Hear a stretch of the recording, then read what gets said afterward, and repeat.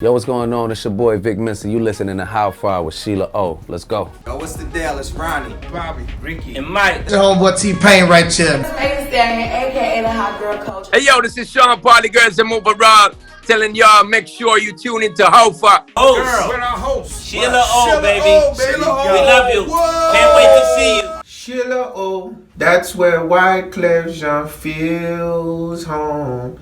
Lord knows. Hey, Sheila, what's good?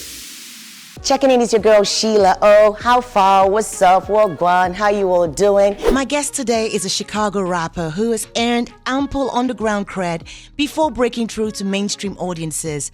As a founder of the Savemoney Collective, a member of the hip-hop group Kids These Days, and a solo artist, he made his solo debut in 2013 on Chance the Rapper's high-profile mixtape Acid Rap, and followed shortly thereafter with music of his own. His bright lyrical style called on influences from the more positive side of 90s hip-hop, as well as notes from rock and pop music. Like I don't know nobody, I guess I don't. Rock Nation signed him and issued his 2017 studio debut.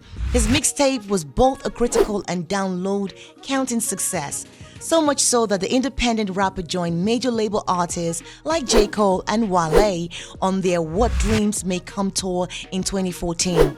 That same year, he topped XXL magazine's freshman class list. He then appeared alongside Sia on Kanye West's single Wolves. So much to say about this musical genius. Vic Mensa, how far? It's the Afrozons show, and this is How Far. How far now? What's up, Wagwan? How you all doing? Hope you all keeping safe. Okay, I already read his accolades, guys, yeah? But my guest today is a musical genius, an intellect, an activist, Chicago's own, a hip-hop artist, but of African descent as well. So yeah, one of ours. I'm talking about Vic Mensa. Vic, what's up? How far now? Charlie, everything blessed. Everything cool. So let's go all the way back to 2008, because I know you've been doing this forever. But I want to start from 2008, just for the Afrozons audience. You know, the show is in 44 African countries. All right. The show is also nationally syndicated here in the United States. All right. The only Afrobeat show that's in the U.S. You know how we do. It's a movement. But it reminds me of the movement that you started in 2008. What was the name of the group you put together? Savemoney. You put Savemoney together in 2008. And as far as I was concerned, it was like you had a collective of like minds, you know, who were creatives, musical geniuses, all young, all fresh from Chi-Town, and you all were trendsetters, influencers. I'd like to say that, right? So what was that? What was the story behind it? What was the movement for? I know what my movement is about, Afrobeats, but what was that movement for? Was it an empowering thing, or was it something you guys wanted to have a label in the future, or what?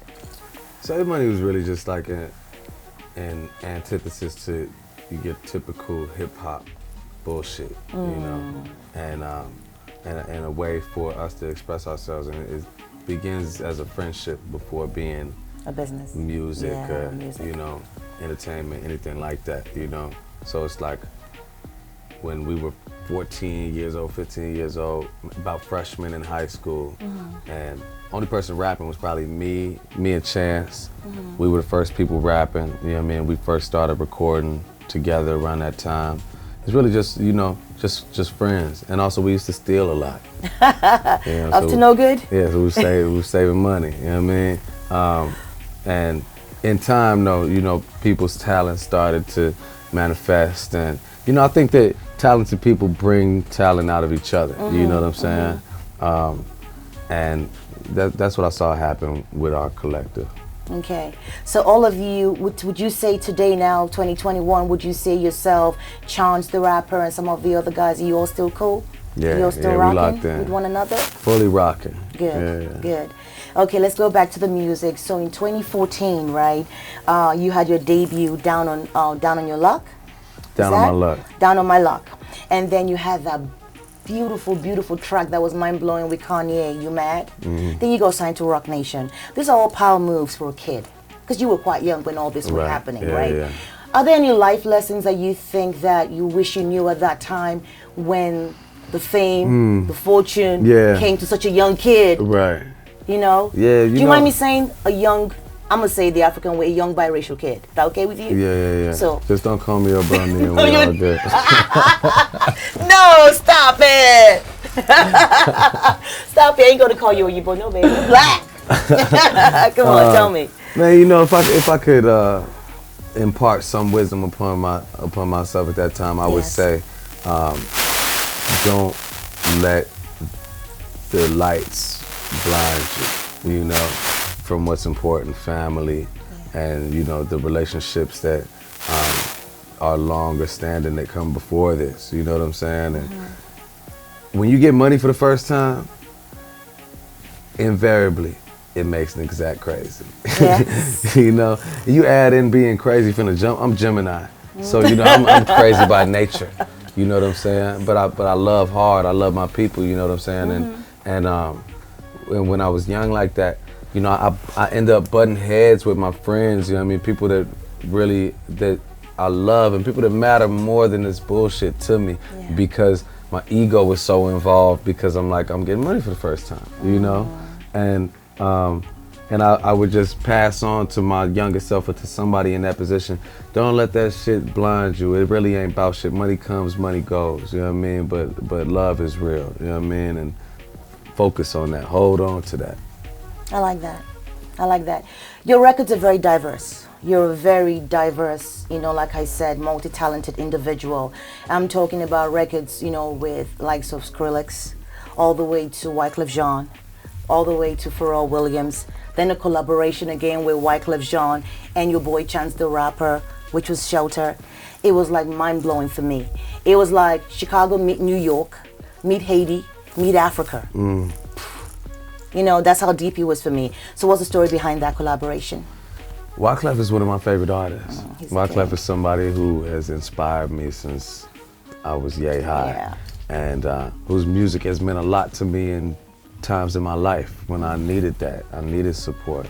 And so I was able to make a song with him that can be that for somebody else. You know, when I started making music, I wanted to impact people in the way that the likes of Wyclef and Tupac and Nas impacted me, and Common. You know, Common is my favorite rapper.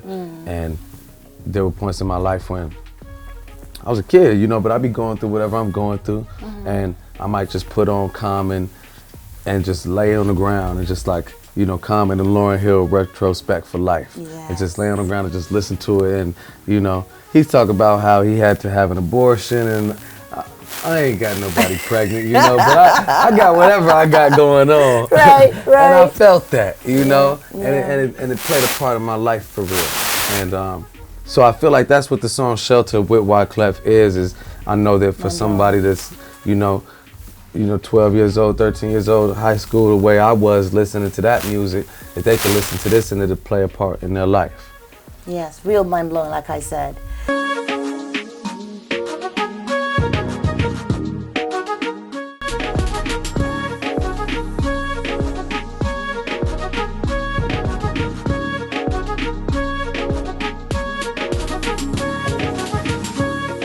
During the pandemic, you released the V-tape, and you just recently announced that you're about to release the I-tape. Yeah. So, which part of your story, because you're known for storytelling, although you rap, you know, but I think you talk about your experience, you talk about life, you talk about, you know, things that this generation can relate to, right? So what should we expect from the I-tape? What part of Vic Mensa's story would you be telling there? It's a lot of storytelling on the I-tape, really.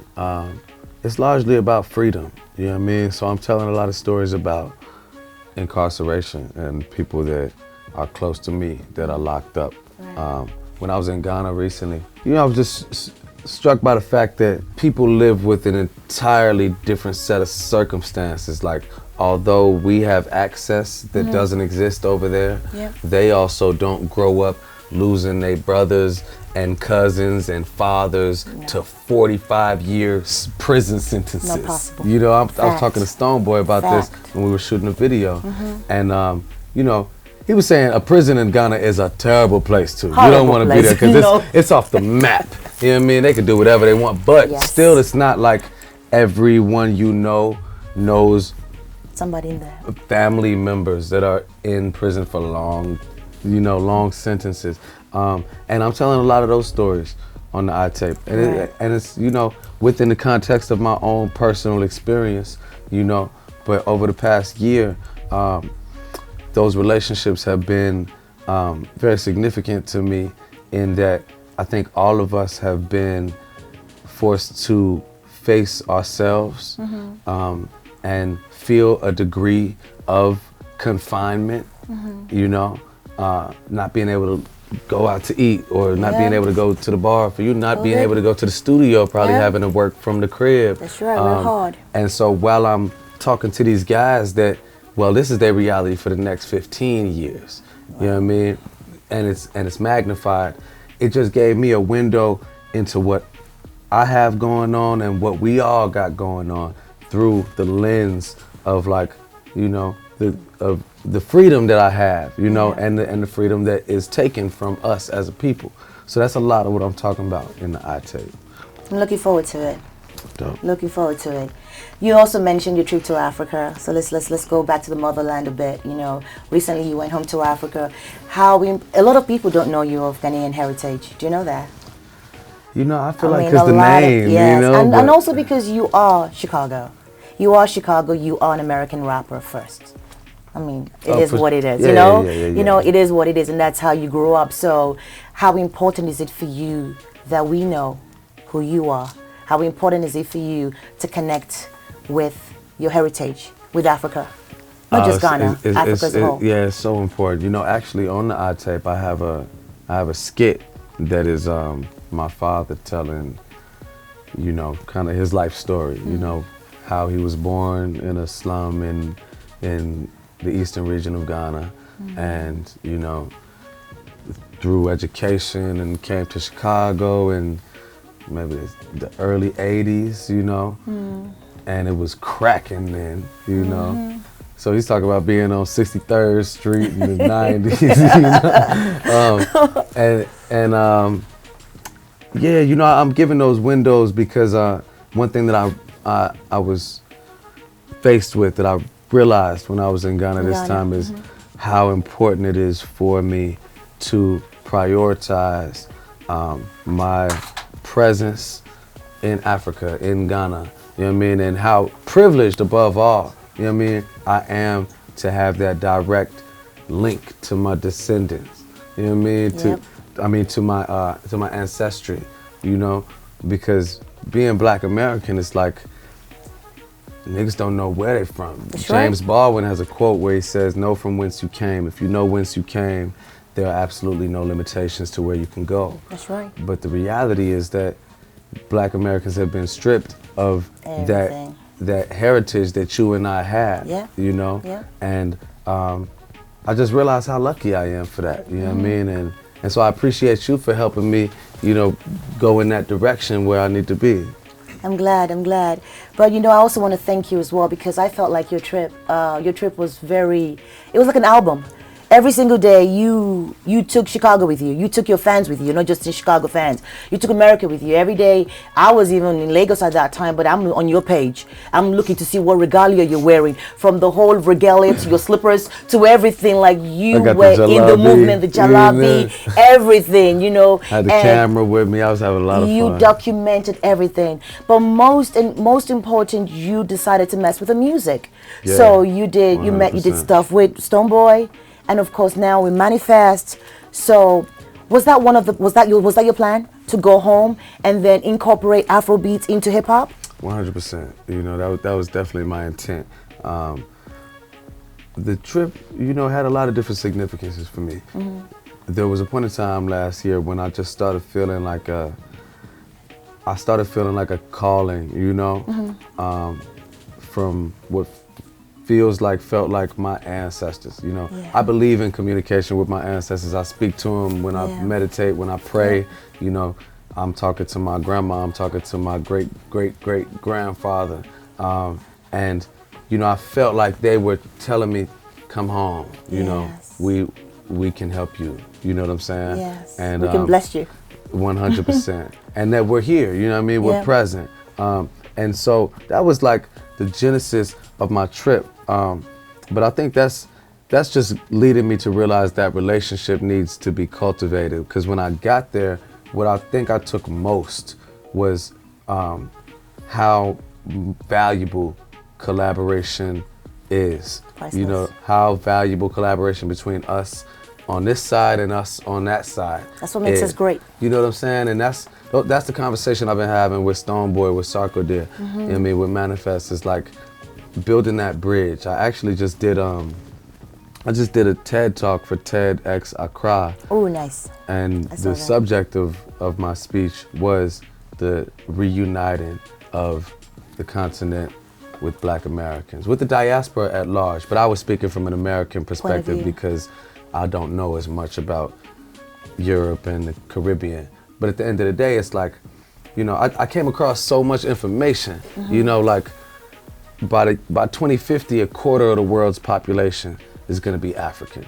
Okay. You know, the connectivity is stronger than ever before, so the potential with our collaboration is limitless. So I'm telling all the guys, everybody in America, everybody I speak to, I'm like, yo, next trip, you take a trip, go to Africa. Yep. You know what I mean? Because we're conditioned in America to think that it's like an impossible feat, you know what I mean, to get to Africa. People go to Europe, people go to South America, Jamaica, go to the Caribbean, Mexico, everything way before they go to Africa. But it's like, yo, literally, my round trip ticket to Ghana at Christmas was $900. Yep. You know, the cost of living there is dramatically lower than here. Yep. You know what I mean? I could go to LA and be in LA for a week, staying in a hotel or Airbnb, and spend as much bread as I spend in a month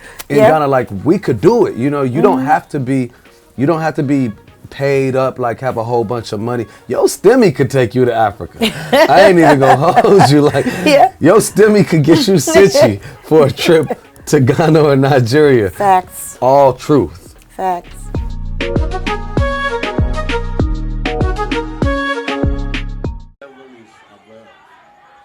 And that's where you want to reach.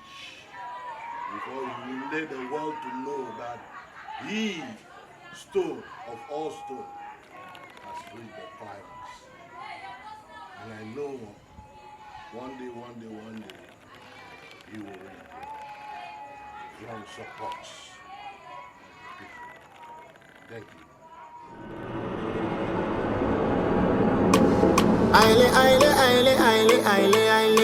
Spiritual. Highly spiritual. Oh yes.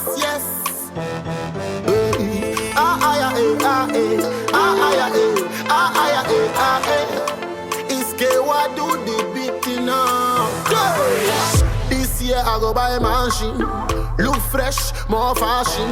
Double the work with the more passion. Anybody test me, more action. No gaba, turn up the thing, go gaga. Pay cash, no gag bagba. Foot out, person go follow me. Cause it's go run away. Person go follow me. Cause it's go run away.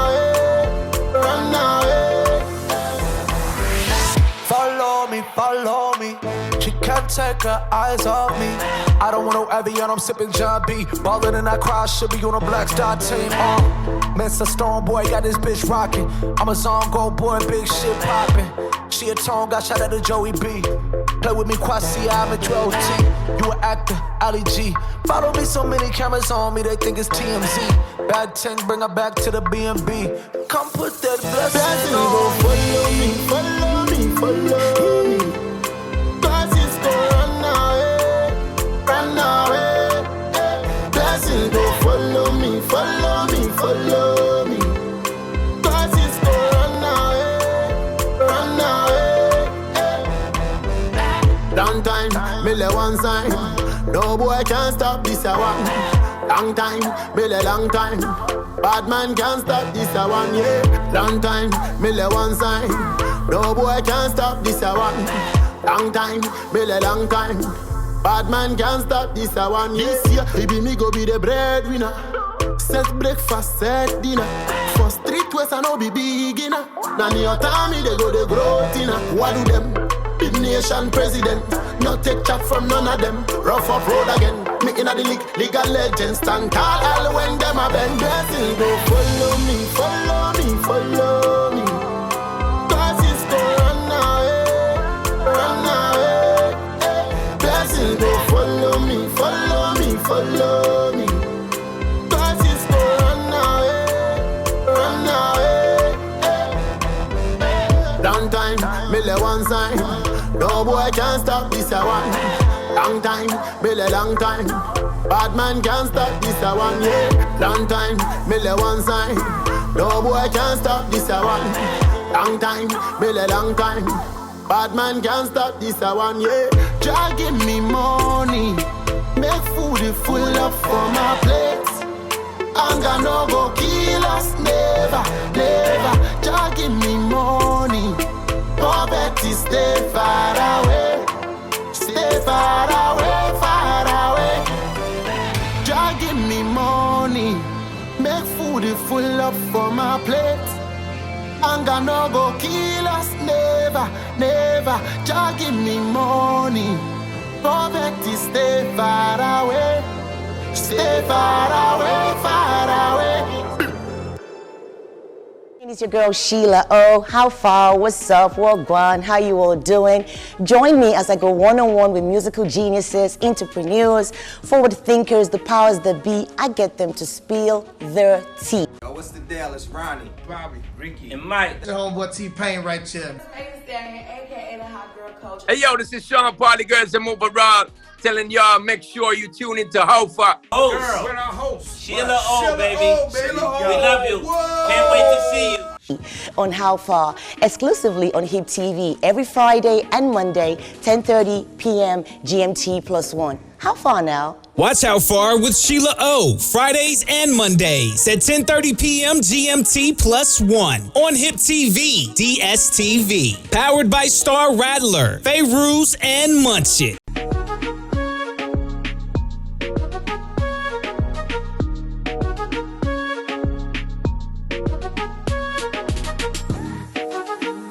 You know what? Do you think? Yeah.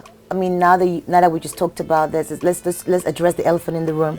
You know, and I think you're the best person to actually answer this. Do you think there's a disconnect with Africans and African Americans? I know we ask this question a lot, but deep down, do you think there's a disconnect? Disconnect, 1000%. You know, by design, it's a tool of white supremacy. It's probably the most powerful tool. It is the most powerful tool. To keep us fragmented. You know what I'm saying? I like to look at Africa and the diaspora as one body, you know, and if we in America and Britain, if we're the limbs, you know what I'm saying, reaching across the globe, then the continent is the skeleton. That's and right. every system in the body can function within itself, but without a skeletal system, it all collapses. Yep. And we haven't been moving like one body because we aren't realizing how connected we really are, you know? And I think that we bridge that gap and build that connection by collaboration, you know, and by visiting, you know, and building infrastructure and business. I have a program that I'm working on to bring kids from Chicago, you know, to Ghana and Nigeria. I would love to talk to you about that. I'm in, definitely. You know, because I want to do it right around that age, freshman in high school, 14, 15, when it's like you can make a decision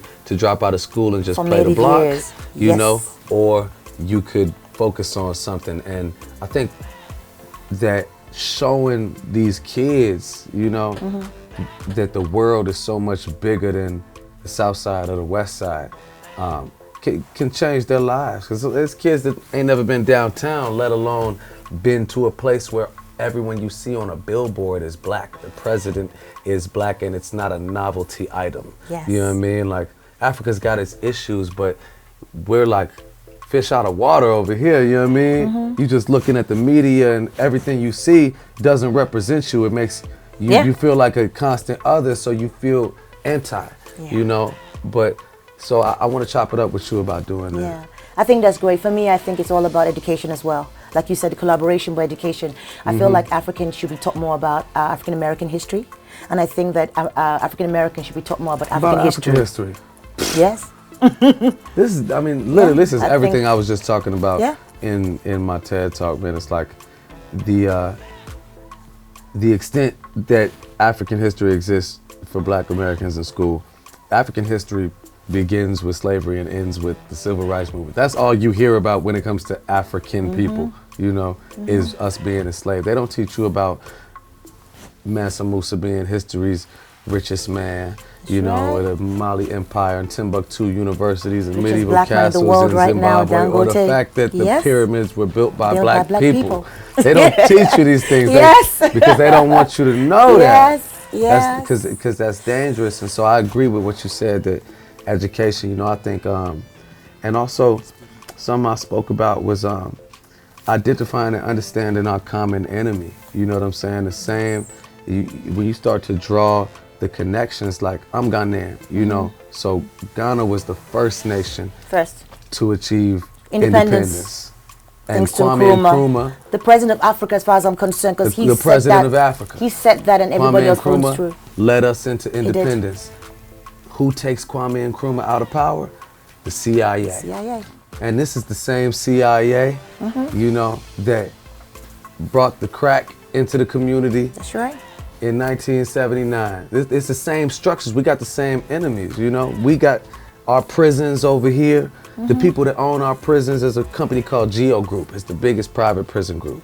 And they also own prisons in Johannesburg. Yep. And then the Dutch own oil fields in Nigeria. That's right. You know what I'm saying? We battling the same people, we just don't realize. It's like when you got the common enemy, then that makes you an ally. You know what I mean? Yes. I love this. I could be with you here all day. I could be here with you all day, my brother. Okay, it's time for Talk the Talk now. And I have Casanova, 500 from Pound 92. He's going to be joining us. Yeah. Okay? Cass? Yeah, I've been ready to jump in this conversation. He's like, okay. I keep looking at him when I'm talking. I'm like, get me in. Because, like, honestly, I feel like he's speaking a conversation I can't have with a lot of people because, thanks to Sheila O, my first time going to Africa was the end of 2019. You came with me and Megan Thee Stallion, exactly. right? That's Megan Lagos, said that to me Nigeria. as well. So of course, I never been to the motherland. I didn't know what to expect. It's like it was just hearing you speak about it. That's like super dope. I can listen to that all day. Just like when I'm explaining to other people like why it's important, why you need to go, why you need to tap in and just get in touch with your roots. But I go on for days on that. Yeah. Back to hot topics. Right now, the Grammys. The Grammys is a big thing in the hot topics. I see is Afrobeats had a huge 5. How many, Sheila? 5. Burna Boy picked up the global album of the year. Right. Tiwa Savage, Femi Kuti, and Madi Kuti, contributors to Coldplay's song. Yeah. So they got Grammys for that as well. Wizkid picked up Best Music Video with his track with Beyonce, you know, and everything else. It was 5. It was 5 Afrobeat top artists picking up the gong. Hey, that's dope. It's massive. That's super dope. But you know what's crazy? It seems like the hip hop community, we got like a love-hate relationship with the Grammys. I gotta keep it real. And so like that, like I think that's super dope. But I'm just curious, like as an artist yourself, like how important is that Grammy stamp? Is that something that's like on your bucket list as an artist or something you want? Or is it just like, it is what it is? It's definitely something I want. And I've always said I ain't gonna go till I have a real nomination. I mean, I was nominated before as a writer, but not for my, you know, being the primary artist. I also think that you can't put too much weight into those accolades and the validation that comes from them. Right. You know, because at the end of the day, Nas just got his first Grammy. Exactly. You know what I mean? After 14 nominations. Now, listen, we can't ever act like Nas is not short list, top 5. You know what I mean? And that's without the opinion involved. You can have an opinion that's otherwise, but when you talk about who's really the top 5 best of all time, you can't do that without Nas. No. And this is somebody who's just got their first Grammy. So I feel like that speaks for itself. Yeah. So at the end of the day, it ain't gonna make or break your career, but it is what it is. Because I know with that Grammy, that bag get a little heavier too, I would imagine. So at the end of the day, it ain't gonna make or break your career, but it is what it is. Because I know with that Grammy, that bag get a little heavier too, I would imagine. So you know what I'm saying? Yeah. So I dig that.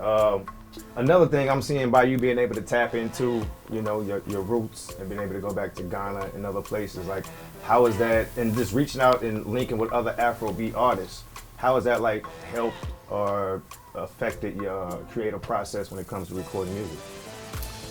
You know, it's just something that's been on my mind, and I've been playing with the style. You know, I was just playing Sheila some joints that I've been working on in the Afrobeat space. And they're fire. I'm gonna say that. And she started this, you know. You know, she put me together with Stone, and you know, really made me start to focus. Yeah, I've been a fan of Afrobeats music, and I come up listening to a lot of Afrobeats like Fela, you know what I mean? And High Life. My uncle, High Life. Yeah, my uncle goes by the name of Chief Kofi Sami. He was a huge High Life artist in his day in Ghana. So he brought Fela to Ghana for his final concert before he passed away. Oh wow. And Fela used to stay at my grandma's house, and you know what I mean? That music runs deep with me, you know what I'm saying? But I'm really just now exploring making it. Right. And you enjoying it? Love it. You know, it's something that something that I love about Afrobeats music is that it's so energetic.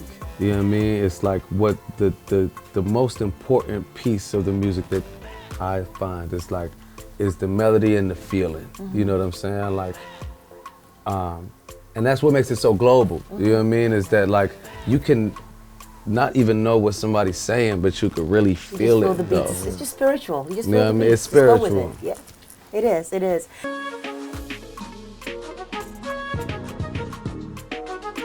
I want to talk about your charity side. All right. I want to talk about you being an activist. I want to talk about your fearlessness, because you were sleeping on the streets, Vic. I'm like, that's an African boy right there. That's an African boy right there with all the money he has. He on the street. That is, he has the blood, you know. So I'm talking about Save Money, Save Life Foundation that you started and you created in your hometown, Chicago.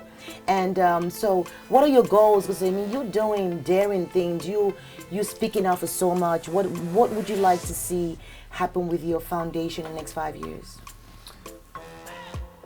Us take kids from Chicago to Ghana. I like that. Undoubtedly. Yes. I have a program called Street Medics where we teach people how to like address gunshot wounds, people in the community, kids in schools. I want to create an ambulance force, a privatized ambulance fleet. That's nice. You know, that operates, you know, I think we could have 5 of them, you know, one in like, you know, West Garfield Park, one in Inglewood, you know what I mean, North Lawndale, like in the hot spots. Because the ambulance response times, that's really where we lose people. Yeah. So the privatized ambulance fleet is something that I've been thinking about for some years. And a mass employment campaign, you know, for summertime. Like, I would love to see what Chicago looks like in the summertime if you got 100,000, 200,000 more kids between the age of 14 and 24 with real summer jobs where they making money. Yep. You know what I mean? Because that's what's going on here. Is like when you start to compare communities with similar levels of unemployment across the racial barriers, you see similar levels of crime and violence. And it loves to be portrayed as if black people are just violent, you know, but really it's like sustenance, that the opportunities don't exist. And that creates this culture that we live in, you know what I mean? So mass employment, that's another idea I'm working on. I like that. Okay, there are 2 major issues happening right now in the world, okay? Over here is the hate on Asia, you know? Of course, blacks have been going through it. Now it's really, really notorious now how they're coming after Asian people. You know, right. I want us to talk about that. I also want us to talk about in Africa, you know, the president of Ghana, I don't know if you know, recently said that under his regime, he is never going to endorse gay marriages. So I want to know what your views are on these 2 topics, you know. So obviously being from a Western world in America where we're more open, you know, we see things differently, you know, and Africa where they're very sheltered. And it's more of a cultural thing. So I want to just know what you think about that. So let's first start with Asia. You know, when you think about what's going on out there, I mean, what's going on here, the hate. The hate against It's sad. Asians is disgusting, man. Totally. It's so upsetting. America is just, America's a crazy place. And I did appreciate being outside of this motherfucker. For a bit. For a bit, right? Because if it ain't one thing, it's another, man. And I'm completely just in support and in solidarity with the Asian community, because I realize it's like if they come for me in the morning, they'll come for you at night. You know what I mean? It's like that. And it's another situation with a common enemy. It's the same type of dude that was shooting up those massage parlors, that was shooting up the black church. You know what I mean? It's the same type of guy, same mentality. It's the same sickness. And so I think that we gotta stand up against it. And I'm on deck, whatever the movement needs from me. And it's been a problem. I think it really went crazy, like at the beginning of the pandemic, the president, you put so much. What you think is gonna happen when you like China virus? So you got regular everyday, you got regular people in the community now. You mean the old president though, yeah? Yeah, of course. The ginger guy. Yeah, the orange dude. I don't really like to say his name, but I think he really put that battery in a lot of people's back. Oh, for sure. You see the white supremacy at an all-time high when he does that. So I don't know if it's a level of entitlement, but at the end of the day, like you said, as far as common enemy, it's usually the homegrown Caucasian male. And they won't call them terrorists, but they will not. So we're going to call them terrorists right now. We're going to call them what they are. Because they like to get on there and be like, oh, he was having a bad Some type of mental issues. I know. A bad day. I got a parking ticket outside my car. That's a bad day. That's a bad day. Taking a life is not a bad day. As far as I'm concerned, guys, that's terrorism and we're not going to stand for it. So please use your platforms, okay? Because we're saying no to it. Okay, no to it. So what about the gay marriage issue in Africa? What do you think about that, Vic? What is it again? Huh? The gay marriage issue in Africa. Basically, obviously, gays are out there speaking. Yeah. Calling, right. of us, you know what I mean? But in the Western world over here, it's normal. It's They're much normalizing more, it. It's more normal. But in Africa, it's not as controversial. The president of Ghana, he actually spoke up. And he said what? And he said that basically never during his regime, as a Christian, he is never going to legalize gay marriages. So I want to know what you guys think about it. I think everybody should have their freedom. You know, I think so too. That's all I stand for, is people having their freedom to be who they are if they're not hurting somebody else. I think that it's all a distraction. Like what we really need to be focusing on is who's exploiting us. You know what I mean? True. Like who's taking all the money? Like if Ghana's got the gold, who's still enslaving us? If Ghana's got the gold, who's getting all the money from? If Nigeria's got the oil, who's getting all the so-called ones refining it? If the Congo's got the diamonds, like why are our people still struggling, suffering, and hungry? You know what I'm saying? Everything, all those other interpersonal, it's a distraction. It's a distraction. No, I like that. Okay, let's come back to Chicago now. Okay, my final and last question. Afrozons, the first and only Afrobeat show that's nationally syndicated. It's been a struggle pushing Afrobeat music. Now we have piano music. We have all kinds of sounds coming out. We are fine now. We're not playing. We first went with Afrobeat. We went with Afrobeat. We were like, okay. At first we were called reggae. We're like, no, we're not reggae. Yeah. Then we called dancehall. We're like, we're not dancehall. We're Afrobeats. So now we go Afrobeats and we're happy now. We're like, oh, I'm on piano. We got more beats coming out from the motherland. So on a serious note, Afrozons is the only one doing this in the US, and it's nationally syndicated on mainstream platforms, because we wouldn't even put our show on a platform that's not mainstream, period. It's the African way. What more do you think we need to do, Vic, for us to get Afrobeats syndicated more and more embraced by the PDs in this radio station? Because we're winning Grammys now. What else do you think we need to do to push Afrobeats in the US? Because it's big in the UK. Massive. For sure. I think it's just more collaboration, and I've been seeing things change. You know what I mean? The tide turn, and friends of mine that would have never listened to music in another language. You know what I mean? Like opening up their minds. Tapping in. And I think as the collaboration builds, then the avenue opens, you know what I mean? So we start to put our music out, you know what I'm saying? Yeah, we got to. And we make those connections. It's like, it's inevitable. Right. Just like you say, like that's why I like what you two said stood out to me, like collaborations and education. Yeah. And I think it's dope because you both are really doing that. And the way I think you're doing it is like a way that's really a way to reach the masses, and that's through the arts. Yes. If you notice, like between music and sports, that does a really good job of bringing cultures together. So what you're doing is providing a platform, and you actually brought, you know, this sound over to, you know, the States where people can tap in. He's actually an artist from the States that's going over and linking with the people, getting in tune with the culture. So that's all through in creating, you know, just relationships and then educating yourself. That way you can educate others, and then it's gonna catch on. Yes. And then you can see like the wave already is going. They didn't win Grammys for nothing. Yep. It might be late in the States, but we've been seeing each week how the show progressed, Afrobeats, you know what I mean, on the major market to where it is now. Yeah. From the first person, well, I remember when I saw Drake hop on it, I knew, oh yeah, he the king of finding the waves. So I knew it might be on to something. And what's that? 3 years later, since then, it's been going crazy. And I think just keep doing what you're doing. I love hearing him speak about like his trip to the motherland. It's like super dope. It's informative. I can halfway relate to it. And I just think that's so dope that you tapped in and you explaining to other people, other artists and everybody why they should do that. But not just that, what you are bringing back here to your community and vice versa. So I just want to throw that in. Like, yo, y'all really, what you're doing right now, this project right here, everything is, just keep doing that. Beautiful. And that's just, and we need to do more concerts as well. Yeah. We need to do more concerts here, and we need to do more concerts over there. Yeah. You know, I worked with J. Cole, you know, I mean, he's with you, right, on Rock Nation, isn't he? And then he came out there, and he said it was very spiritual for him to come out there, and he was doing concerts, and then he started doing free shows. I'm like, yeah, we gotta get paid. You know, like, what he was doing, he was, you know, really caught up, you know, with the whole thing and stuff. So yes, it's just more collaborations and doing interviews like this, Vic.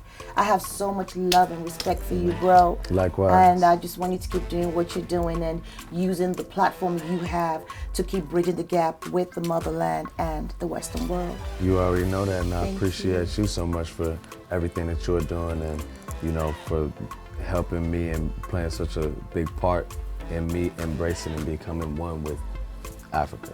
Thank you so much. Thank you. The end. Hey, hey. Jump knuckle.